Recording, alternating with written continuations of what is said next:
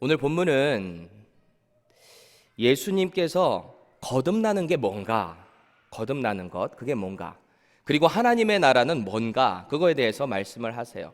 그리고 제목을 보시면 중간에 뭐라고 돼 있죠? 누리는. 거듭나서 하나님의 나라를 이 땅 가운데 우리는 어떻게 누리며 살아야 되는가에 대한 그런 진리가 오늘 예수님께서 이 니고데모라고 하는 사람에게 주시는 말씀 가운데 나타나고 있어요. 여러분, 우리가 종종 TV를 보게 되면 멋대로 살아가면서 부모님 말씀 안 듣는 자녀들 있잖아요. 그런 사람에게 이 어머니가 화가 잔뜩 나서 이런 대사를 치는 걸 제가 본 적이 있거든요. 너는 혼자 하늘에서 뚝 떨어졌냐? 막 이런 거 들어보셨죠? 부모는 안중에도 없어, 막 이런 말 보신 적 있으세요? TV에서 이런 거? 혹시 뭐 들어보신 분 계시죠? 계실 수도 있어요. 이 세상 그 누구도 엄마의 뱃속에서 10달간 머물지 않고 하늘에서 뚝 떨어진 사람은 아무도 없습니다. 여기서 어떤 분은 고구려를 건국한 이 주몽은 아래서 태어났는데, 이런 생각하시는 분 계시면 저랑 끝나고 조금 긴밀한 대화를 할 필요가 있어요. 주몽의 탄생 이야기는 사람들이 만들어낸 신화지 역사가 아닙니다. 오늘 본문에 들어가기에 앞서 오늘 예수님과 대화를 갖고 있는 이 니고데모는 도대체 누구인가 생각해 볼 필요가 있어요. 1절 말씀을 다시 보시면 이 사람은 율법적으로 당시에 존경받고 있었던 바리새인이었습니다. 그리고 동시에 산헤드린이라고 그냥 영어로 표기된 공회원이에요. 종교 재판소라고 하는 당시 최고의 기구에 속한 사람이었어요. 대제사장을 포함해서 총 71명의 이 공회원들이 있는데 그 중에 한 명이 바로 오늘 예수님을 찾아온 니고데모입니다. 그곳 회원이다라고 할 정도면은 일단 율법에 정통한 사람이어야 되는 건 확실해요. 그리고 도덕적으로도 결점이 없어야 했습니다. 또 율법대로 삶을 살아내는 사람, 그 사람이 산헤드린 공회원입니다. 그러니까 니고데모는 구약 성경에 대해서 잘 알고 있었고 종교적인 열심도 가지고 있었고 또 자기 삶을 율법에 비춰서 엄격하게 채워나가면서 살아갔던 사람이에요. 그야말로 훌륭한 사람인 것입니다. 이런 종교 지도자가 당시 30대 초반에 있는 이 예수라는 청년을 찾아온 거예요. 언제 찾아왔대요? 2절 다시 한번 보실래요? 언제 왔어요? 그가 밤에, 이렇게 시작하고 있어요. 사람들의 눈을 피하기 좋은 밤에 찾아왔다, 이렇게 말하고 있습니다. 그럼 우린 질문을 가질 필요가 있죠. 왜 니고데모는 밤에 찾아왔는가? 뭔가 이유가 있었을 거 아니에요? 밤에 찾아온 게.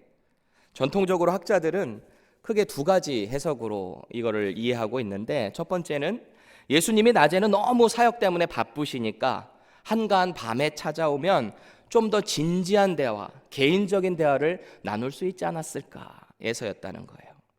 앞선 요한복음 1장에 보면은 사도 요한과 안드레를 부르실 때 예수님이 그들을 처음 만나시고 나서 이런 대화를 하거든요. 그들이 먼저 예수님께 이렇게 묻습니다. 요한복음 1장 38절 보시면 라비여 어디 계시니오니까 이래요. 이 표현이 어렵네요. 어디 계시오니까 그래요. 어디 계십니까? 이렇게 물었다는 거예요. 이렇게 정중하게 여쭸어요. 이 말에 내포되는 그 뉘앙스는 선생님 여유가 되실 때 좀 더 진지한 대화를 나누고 싶습니다 라는 의미도 포함되어 있습니다. 그래서 오늘 니고데모 역시 이 요한과 안드레처럼 예수님과 좀 더 진지한 대화를 나누고 싶어서 낮보다는 밤에 찾아왔지 않겠는가, 이렇게 보는 거예요. 두 번째 해석은 전통적으로 우리가 다 이해하고 있는 자기 신분이나 지위에 스크래치가 갈까 봐 그것 때문에 사람들의 눈을 피했다, 그렇게 예수님께 접근했다라는 것입니다. 왜 아니겠어요? 이 사람이 산헤드린 공회원이잖아요.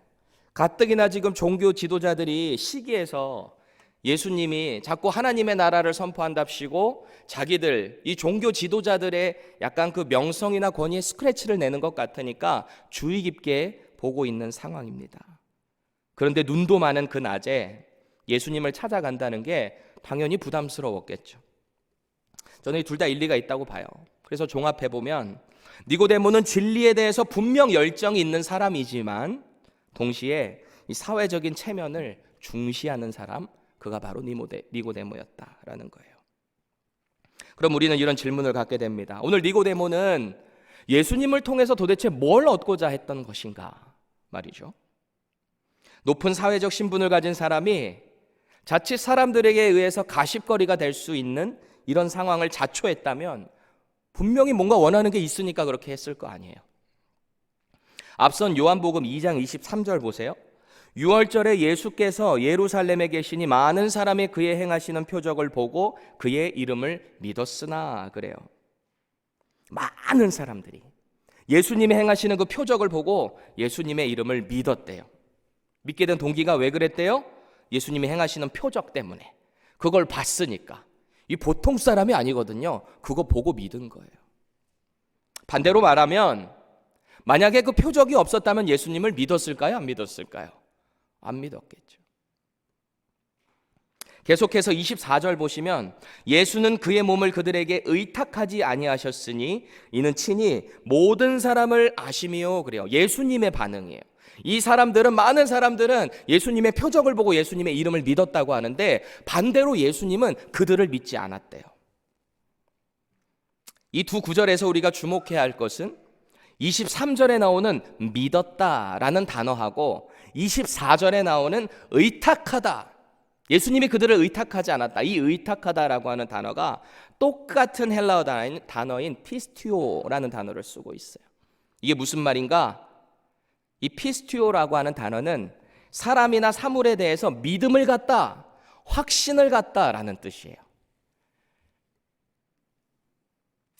다시 말해서 당시 대부분의 사람들은 예수님이 일으키신 이 표적을 보고 비로소 그분을 신뢰하게 된 사람들인 거죠.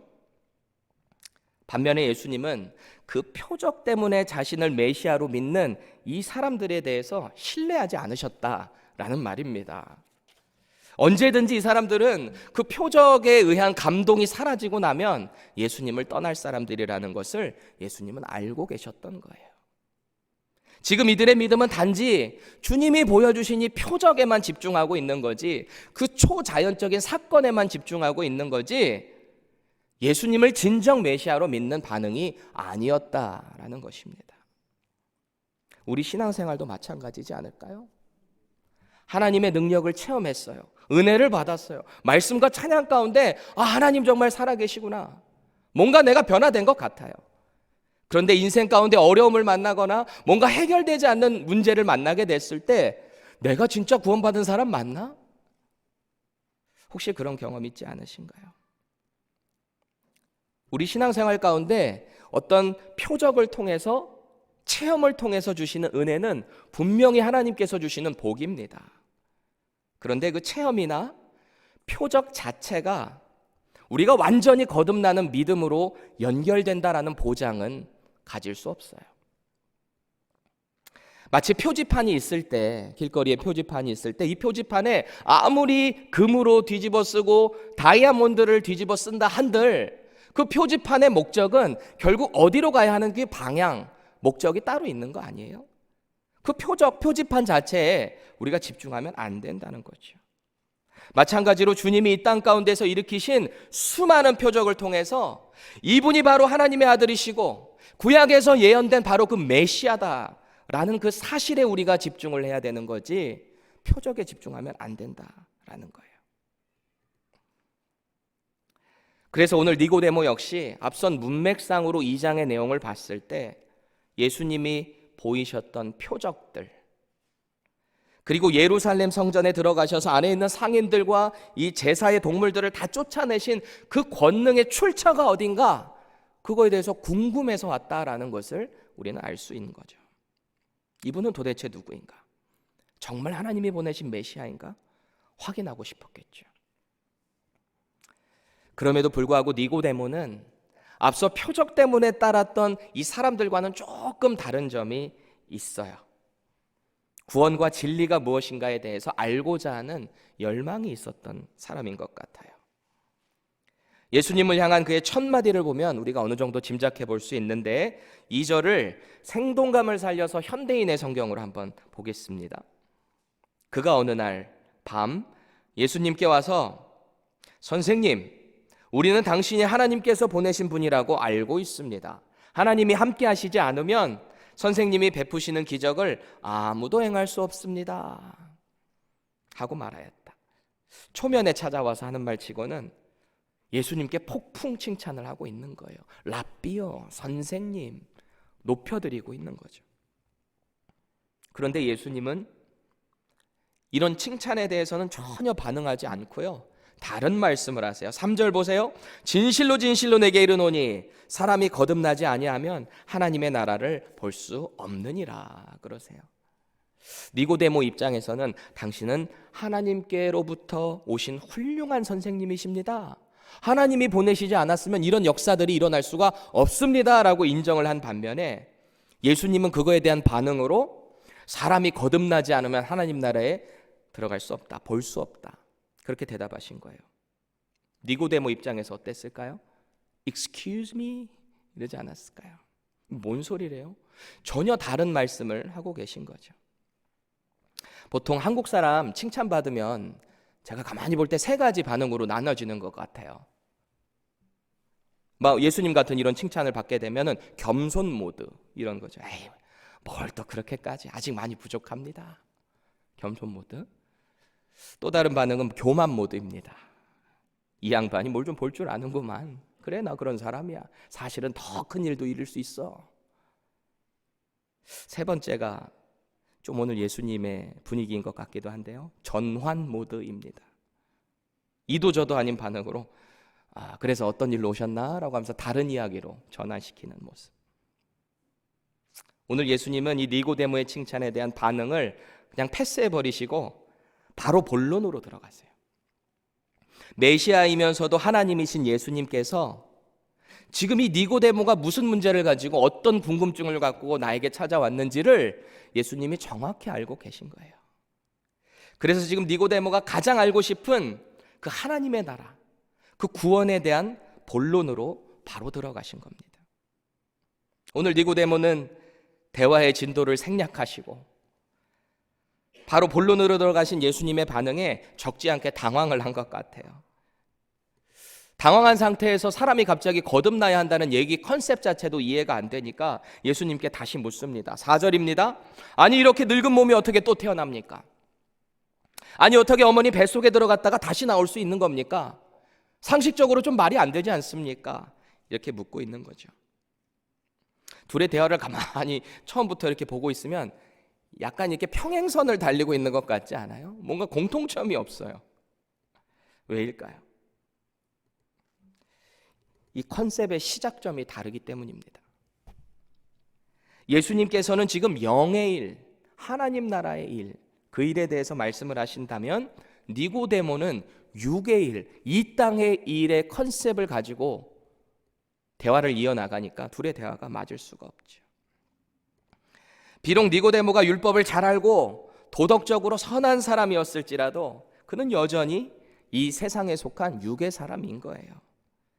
지금 예수님이 영의 일에 대해서 말씀하시는데 니고데모는 당장 눈에 보이는 물질, 이 세상의 눈으로 그 말뜻을 이해하려고 하니까 대화가 수평선을 달릴 수밖에 없는 거예요.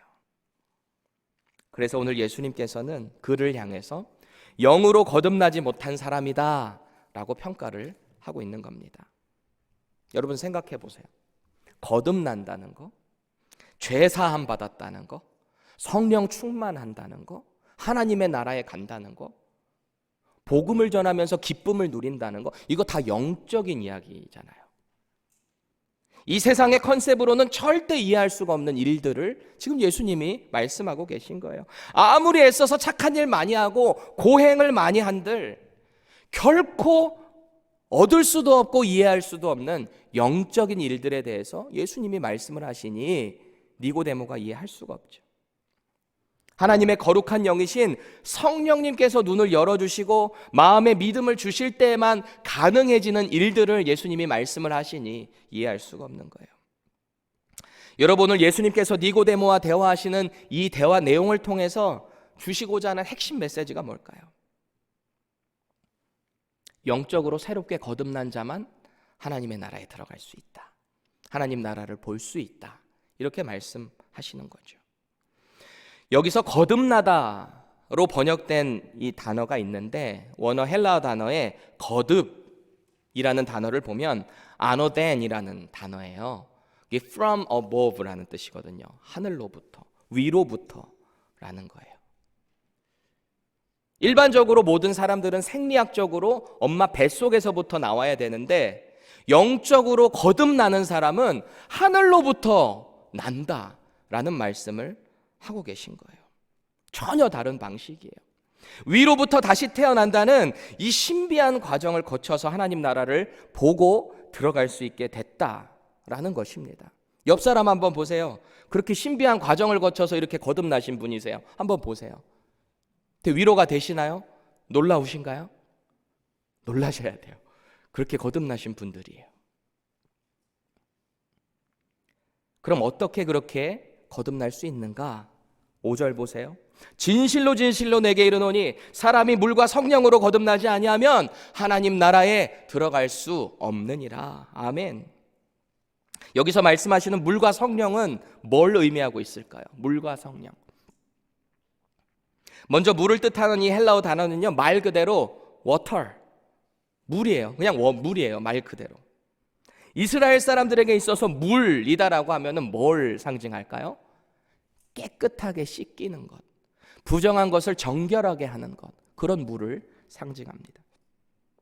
그래서 어거스틴 같은 신학자는 이 물을 우리가 예수 믿고 구원받아서 신앙의 고백으로 받는 침례로 보고 있습니다. 칼빈 같은 분은요, 성령님에 의해서 정화되는 그 작업으로 이 물을 해석하기도 합니다. 어떤 분은 이 물이 하나님의 말씀이다로 보기도 합니다.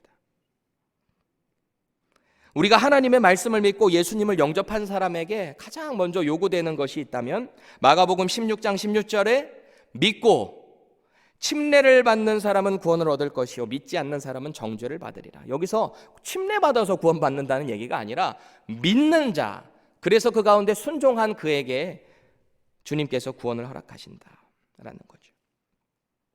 예수님을 믿는 자가 가장 먼저 하는 순종의 반응이 침례를 받는 거잖아요. 그런데 예수님을 믿는 것은 또 누가 가능하게 해주시는 거죠? 성령님.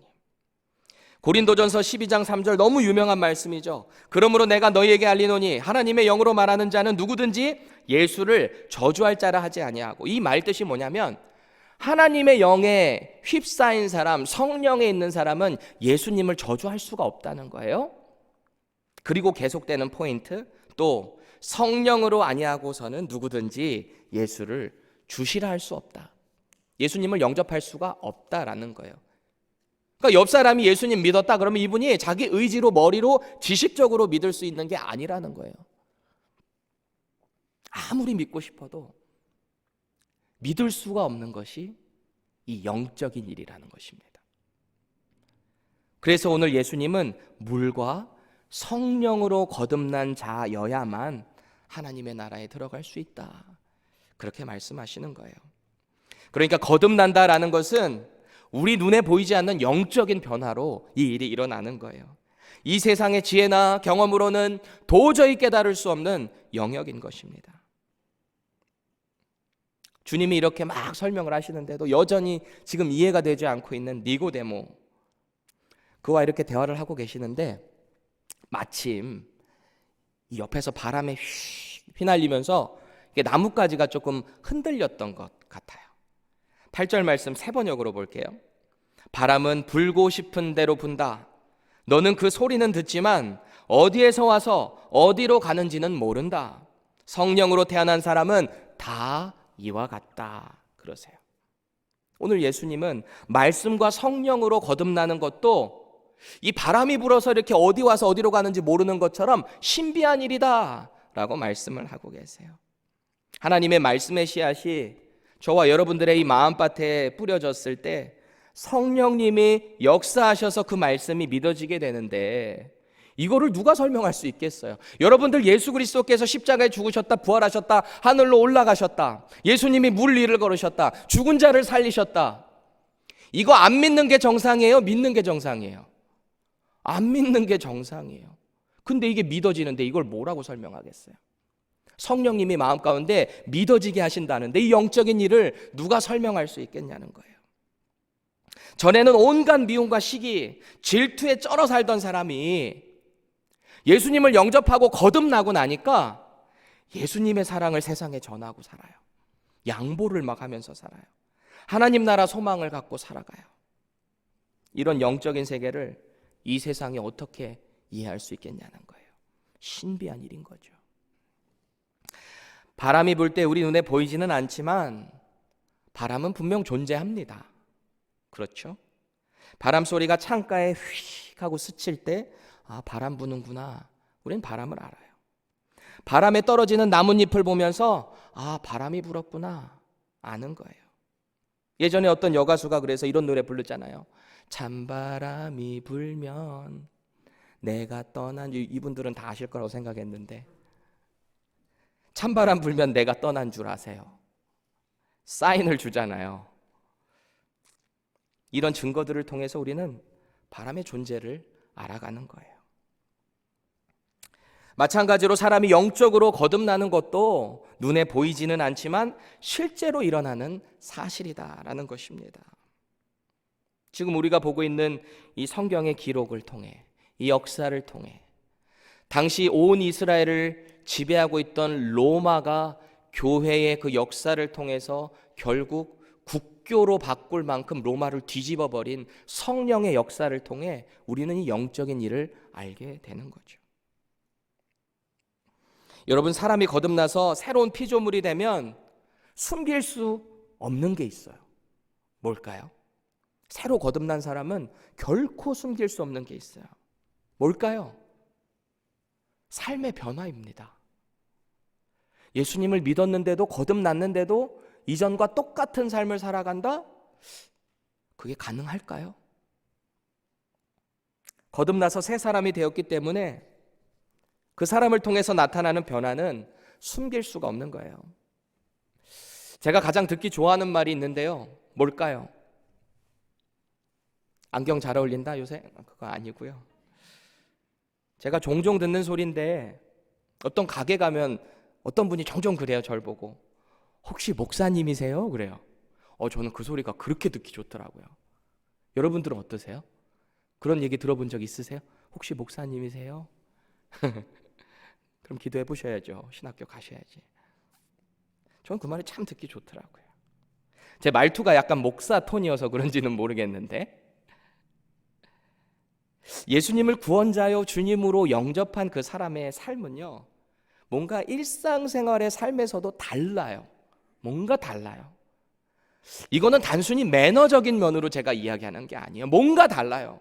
나의 인생을 통해서, 나의 삶을 통해서, 행동을 통해서 그리스도의 복음이 드러나야 되니까 조심스러운 거예요. 영혼을 사랑하는 마음을 갖게 되는 거예요. 달라요. 그래서 예수님께서는 산중에서 제자들에게 하나님 나라의 그 비밀에 대해서 설교하시면서 거듭난 사람들은 결코 이 땅에서 숨겨질 수 없다라고 선언하세요. 마태복음 5장 14절 보세요. 너희는 세상의 빛이라. 산 위에 있는 동네가 숨겨지지 못할 것이요 그 산이 숨기지 못한대요. 또 사도 바울은 거듭난 자들은 숨겨도 숨길 수 없는 향기와도 같다 그래요. 고린도후서 2장 15절 다 같이 읽겠습니다.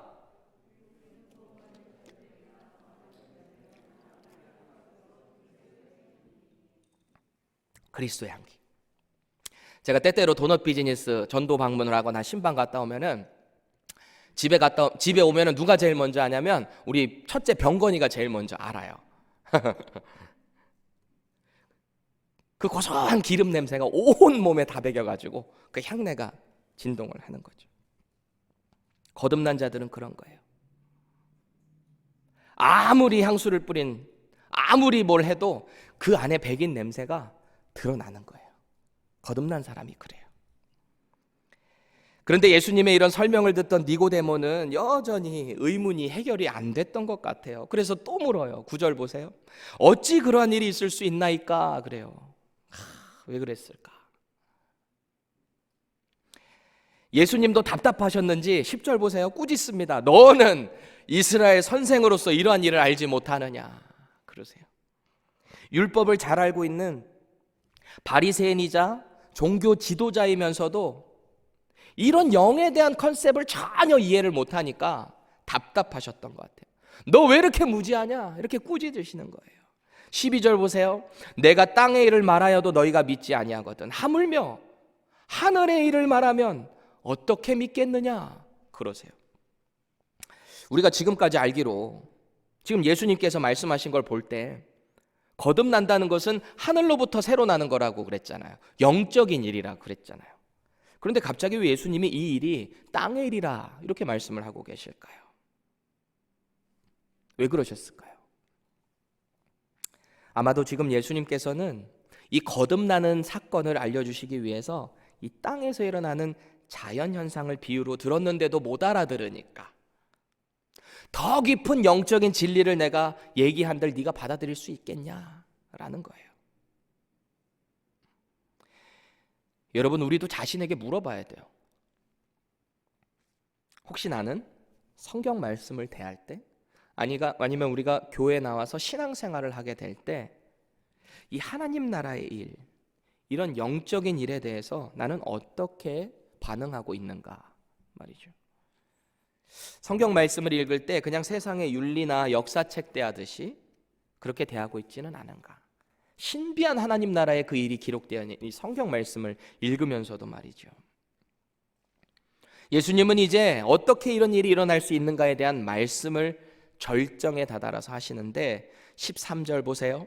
하늘에서 내려온 자 곧 인자 외에는 하늘에 올라간 자가 없느니라 그러세요. 구약 성경에 대해서 이미 잘 알고 있는 이 니고데모에게 오늘 예수님이 약간 책 잡힐 만한 말씀을 하시는 것 같지 않으세요? 여러분, 이미 구약에 있어서 죽음 보지 않고 올라간 사람들 있잖아요. 누구죠? 에녹. 또 누구죠? 엘리야. 근데 이 둘의 공통점이 뭘까요? 하늘로 올라가긴 했는데 공통점은 둘 다 땅에서 살다가 하늘로 올라간 분이에요. 물론 예수님도 땅에서 사셨죠. 근데 중요한 것은 예수님은 어디서 내려온 자래요? 하늘에서 내려오신 분. 그리고 다시 하늘로 올라가실 분이라는 거예요. 여전히 유한한 땅의 지혜와 경험으로 꽉 차 있는 이 니고데모가 이런 성육신의 신비, 하나님이면서 하나님의 아들, 메시아로 이 땅에 오신 하늘에서부터 오신 예수님을 이해할 리가 없죠. 그래서 오늘 예수님은 예수님의 이 이스라엘의 조상들이 광야에서 경험했던 그 사건을 인용하십니다.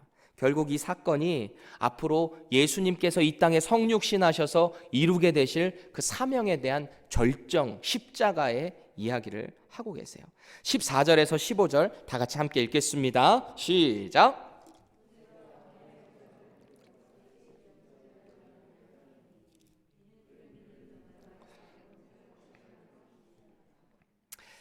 이 사건은 민수기 21장에 나오는 이야기입니다. 그동안 출애굽의 기적적인 홍해바다, 만나, 이런 메추라기와 같은 이런 신비한 일들을 경험했던 이스라엘 백성들이에요. 먹을 게 없을 때 만나를 매일같이 내려주셨어요. 그러던 와중에 어느 날 에돔 족속의 땅인 가데스에 다다릅니다. 그래서 모세는 에돔 왕에게 사신을 보냈어요. 우리가 그 길로만, 좀 큰 길로만 지나게 해주세요. 우리가 혹시 먹는 부분에 대해서는 다 비용 지불하겠습니다. 우리가 절대 그 안으로 들어가지 않겠습니다. 에돔 왕의 답변이 왔는데 너희들이 절대 여기 못 지나간다. 들어오기만 들어해봐. 가만 안 둘 거야. 그래서 하나님께서 이미 이 형제들인 에돔과는 싸우지 말라고 하셨거든요. 하나님의 말씀이 있었기 때문에 어쩔 수 없이 이 에돔 땅 경계에 있는 호르산이라는 곳으로 다다르게 됩니다. 여러분, 호르산 많이 들어보셨죠? 여기서 누가 죽었죠? 모세의 형 아론이 여기서 죽습니다. 그리고 대제사장 그 아들 엘르아살이 대제사장으로 위임되는 장소가 이 호르산이에요. 아니, 빨리 가나안으로 막 가도 시간이 촉박하고 힘든데 이걸 또 돌아서 간다고 생각하니까 이스라엘 사람들이 막 난리가 난 거예요. 원망이 난리가 났어요. 그래서 민수기 21장 5절 보세요. 백성이 하나님과 모세를 향하여 원망하되 어찌하여 우리를 애굽에서 인도해내어 이 광야에서 죽게 하는가? 이곳에는 먹을 것도 없고 물도 없도다. 우리 마음이 이 하찮은 음식을 싫어하노라 하며. 여러분, 이 하찮은 음식이 뭐 얘기하고 있는 거예요? 이 사람들이 만나, 하나님 내려주신 그 만나. 처음에는 What is this? 하면서 막 좋아가지고 튀겨 먹고 뭐 볶아 먹고 막 했을 거 아니에요. 근데 어느 정도 시간이 지나고 원망이 막 가득 차니까 이 음식이 하찮은 음식이 되어버린 거예요. 보세요. 하나님과 모세를 향하여 원망하되 그래요. 그동안 함께 하셨던 하나님의 역사와 보호하심은 뒤로하고 온갖 불평을 쏟아놓고 있어요. 그것도 하나님께서 특별한 은혜로 매일 내려주시는 만나를 가리켜서 이 하찮은 음식, 그래요. 하나님이 노발대발 진노를 하십니다. 그래서 그들에게 불뱀을 보내서 물려 죽게 하세요. 불뱀이라고 하니까 막 파이어 막 불 뿜는 뱀이 아니고요.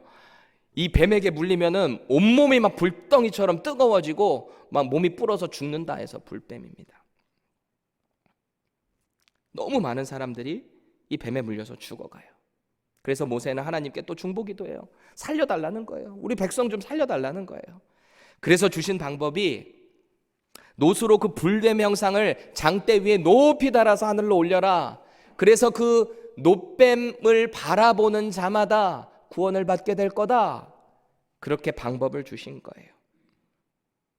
장대에 높이 달린 노뱀을 보면 보려고 하면은 어떻게 해야 하는 거죠? 이게 땅에서 이렇게 물린 데를 계속 보고 아파 있는 게 아니라 그 노뱀 보려면 어떻게 해야 돼요? 눈을 들어서 하늘을 봐야 될 거 아니에요.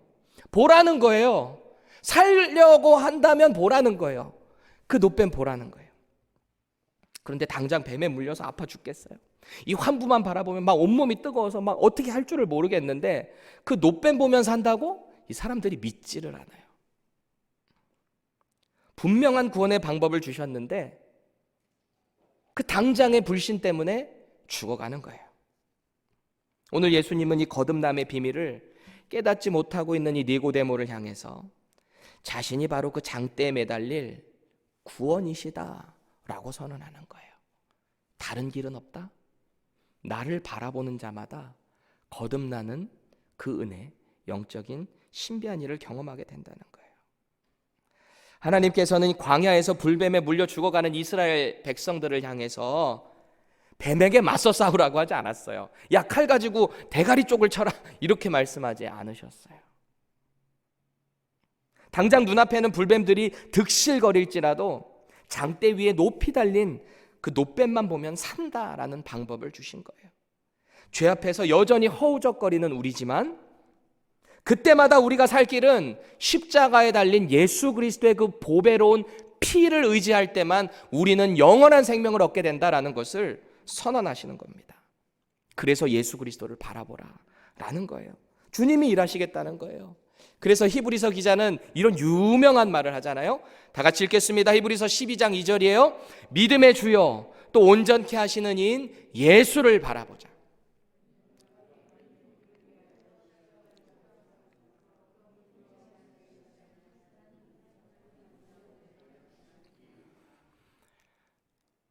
예수를 바라보자. 바라보라는 거예요. 기독교의 힘은 거듭남을 통해서 변화되는 그 삶으로부터 시작되고 된다고 해도 과언이 아니에요. 변화로부터 시작돼요. 그게 기독교의 힘이에요. 교회의 역사 가운데 보여준 힘이에요. 성령님의 역사하심이에요. 예수님 믿고 거듭나면 세상에서 사랑하던 그 모든 것들이 다 바뀌기 시작해요. 술을 사랑하고 담배를 사랑하고 욕을 사랑하던 사람이 바뀌어요. 안 해요. 예전에 사랑하던 것들을 멀리하게 됩니다. 세상에 부귀영화만 쫓던 사람인데 예수님을 만나서 거듭나고 나니까 인생이 아주 심플해져요. 아주 심플해져요. 왜일까요?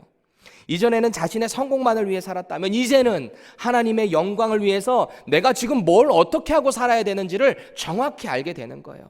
거기에 초점이 맞춰져서 그 예수님을 바라보게 되니까 인생이 심플해지는 거예요. 하나님의 영광 위에 살기 시작하는 거죠. 심지어는 끔찍한 살인을 저지르고서도 눈물 하나 안 흘렸던 흉악범이 교도소에서 성경 말씀을 통해 예수 그리스도를 영접하고 나니까 그 사람이 회개하고 새 사람이 되는 거예요. 물론 여전히 인간의 눈에는 그가 죽여도 부족할 죄인으로 보일 수 있어요. 그런데 하나님께서는 그를 용서해 주시고 받아주신다는 거예요. 우리의 눈으로, 우리의 머리로는 절대 이해될 수 없는 이런 신비한 일들이 하나님의 나라의 일, 거듭나는 영의 일이라는 것입니다. 예수님을 믿기 전의 모습에서 변화된 우리를 보는 사람들마다 이런 말을 해야 돼요. 어쩌다가 그렇게 됐어? 와, 진짜 대단하다. 이런 말 들으셔야 돼요. 종종 들으시죠?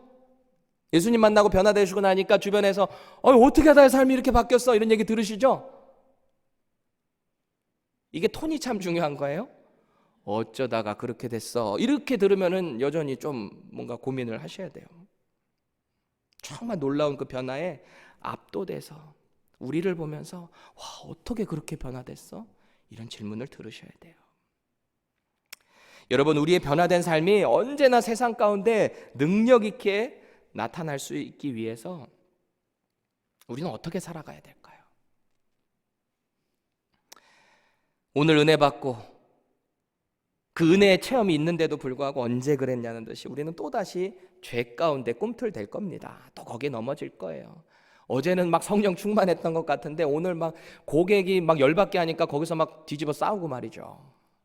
내가 구원받은 사람 만나 막 갑자기 또 이런 일이 있을 수 있어요. 아니, 목회자인 저도 이렇게 막 은혜 받고 설교하고 집에 가다가 뭐 만약에 확 틀어져 가지고 아내랑 만약에 말싸움이라도 하게 된다. 뭐 우리는 거의 안 합니다. 거의 안 싸워요. 근데 만약에 그런다고 쳐요. 그럼 전 제 속에 자괴감이 막 들 것 같아요. 아, 내가 목사가 맞나? 이거 이해하지 못하고 그냥 설교는 해놓고서 말이죠. 그럴 수 있어요. 그럴 때마다 우리는 어떻게 해야 될까요? 십자가에 달리신 예수님을 바라보셔야 되는 거예요. 우리가 자격이 있어서 거듭난 게 아니잖아요. 전적인 하나님의 은혜, 성령님의 역사하심으로 우리는 구원받은 거지 우리가 의로 구원받은 게 아니죠. 그래서 우리는 날마다 예수님을 보고 하나님의 나라에 소망을 두고 그 나라를 바라보며 이 땅 가운데 이제 나는 내가 사는 게 아니라 내 안에 계신 예수 그리스도와 함께 이 땅을 살아낸다 라는 그 다짐으로 살아낼 때 이게 가능한 거예요. 혹시 아직 거듭나지 못한 분 계신가요? 너무 실망하지 마세요. 우리 힘으로 할 수 있는 영역이 아니라 그랬어요. 그렇다면 어떻게 해야 돼요? 말씀을 통해서 설교를 들을 때 어떤 신앙의 나눔이 있을 때 속으로 소원하는 거예요. 성령님, 제가 예수님을 좀 믿게 해주세요. 저 좀 도와주세요. 저는 할 수 있는 방법이 없어요. 저는 예수님처럼 살아낼 수 있는 힘과 용기가 없어요. 저 좀 도와주세요. 성령님이 해주시지 않을까요? 우리를 위해 탄식함으로 친히 간구해 주신 그 성령님께서 아니, 내가 정말 예수님 믿고 싶다는데, 말씀을 정말 믿고 싶다는데 도와주시지 않겠어요? 그렇게 살아가는 사람들이 하나님의 나라를 이 땅 가운데서 누리게 될 거예요. 여러분, 누린다는 말이 뭐죠? 제가 사전적인 뜻을 찾아보니까 생활 속에서 마음껏 즐기거나 맛보다, 이게 누리다입니다. 삶을 enjoy 하는 거죠. enjoy. 구체적으로는 삶을 기쁨 가운데서 enjoy, 누리는 거예요. 그게 누리는 거예요. 요한복음 20장에 보면 예수님이 십자가에 처형당해서 죽으셨어요. 다 제자들 뿔뿔이 다 도망갔어요. 그리고 남아있는 제자들도 예수님과 함께 했다는 게 걸리게 되면은 유대인들에게 잡힐 테니까, 로마에게 잡힐 테니까 이게 숨어가지고 문 잠그고 이렇게 무서워서 모여 있는 거예요. 안식 후 첫날 저녁에 그렇게 문 꼭 걸어 잠그고 모여 있는데 분명 문 닫혀 있거든요. 근데 예수님이 쑥 안으로 들어오신 거예요. 부활하신 예수님께서 쑥. 아, 저도 빨리 부활해 보고 싶어요. 저도 저 문 안 통과하고 그냥 쭉 들어가 보고 싶어요. 우리에게 보여주시는 거예요. 부활한 몸이 어떻게 되는가. 그리고서 제자들에게 이렇게 말씀하시죠. 너희에게 평강이 있을지어다 그러세요. 제자들에게 찾아오셔서. 제자들이 깜짝 놀랐을 거 아니에요. 이게 귀신인가 뭐 깜짝 놀랐을 거 아니에요. 다 죽었다고 생각했는데 예수님이 바로 앞에서 Peace be with you 그렇게 말씀하시고 깜짝 놀랐잖아요. 예수님이 손과 옆구리를 만져보게 하셨어요. 그러고 난 다음에 제자들의 반응이거든요. 요한복음 20장 20절 보세요. 하반절입니다. The disciples were overjoyed. overjoyed예요. 그냥 joy도 아니고요. overjoyed. 넘쳐 흐른 거예요. When they saw the Lord 그래요. 주님을 딱 보고 나니까 기쁨이 막 넘쳐 흘러나는 거예요. 주를 보고 기뻐하는데 이 기쁨이 overjoyed, 매우 기쁘게 흘러넘쳤다라는 것입니다. 인생 가운데 우리의 구원자이신 예수 그리스도를 만난 사람, 그분을 인생의 주인으로 모신 사람의 그 삶에는요, 날마다 이 기쁨이 overjoyed 하는 거예요. 누리는 거예요. 그냥 누리는 게 아니라 기쁨 가운데 하루하루를 내가 속한 곳에서 누려내는 것, 그것이 거듭난 자, 하나님의 나라에 속한 자의 모습인 것입니다. 하나님 나라는 말 그대로 하나님의 통치가 있는 곳이에요. 하나님이 함께 하시는 곳이에요. 예수님께서 마태복음 5장에서 주님을 사모함으로 심령이 가난하게 된 자에게 천국이 저희 것이라고 선포하셨어요. 그리고 마지막으로 이 땅에 의로 오신 그 의를 위해 핍박받는 자에게 천국이 저희 것이다라고 선언하셨어요. 천국은 이미 예수님을 영접한 저와 여러분들에게 임한 것임을 믿으시기 바랍니다. 이 말씀의 근거에서 우리의 삶의 어떤 상황과 형편을 넘어서서 우리가 정말 하나님의 나라를 누릴 수 있기를 축원합니다. 그래서 우리의 모습을 통해 세상 가운데 우리 삶의 변화를 통해 그리스도의 복음을 전하는 복된 삶 살아가시기를 예수님의 이름으로 축원합니다.